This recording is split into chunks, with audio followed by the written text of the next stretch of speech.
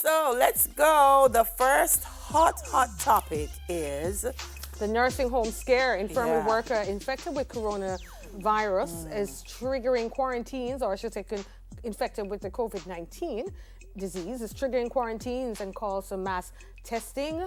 So, yeah, concerns are heightening about the safety of our aged residents in the St. Anne Infirmary. It was a male employee. He has been placed under isolation in a government facility. So Jamaica has recorded now 564 cases and 9 deaths.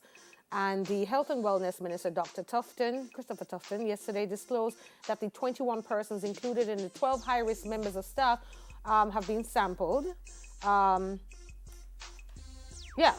Yeah, said one is, it really is unfortunate because I think over the weekend, one of the things we were saying is that we were pretty much able to contain our detention centers and the nursing homes, but here we go. And that's the thing about COVID, guys. The goalpost changes so much. So, But he also let's see said, quickly how we can move to make sure that the people in the infirmary are protected. yeah, and the minister also said that 80 permanent staff members, visiting employees, and 106 residents at the St. Anne Infirmary were sampled for the coronavirus.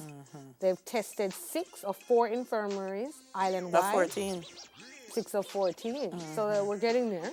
Expecting to get the results of the sample within the next couple of days, he said.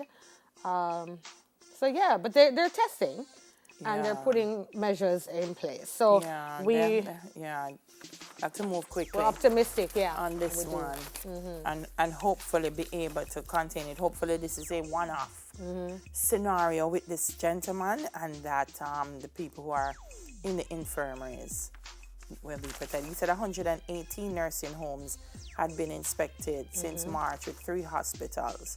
And that's what I was saying. That's the thing with COVID. You can go in and you're sanitizing, you're clean today, and it just takes one thing.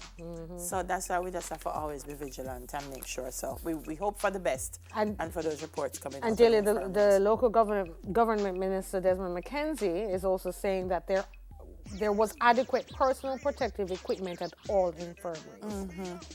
And that all infirmaries have up and running isolation units over the past couple of weeks. So again, we're optimistic that everything will be okay.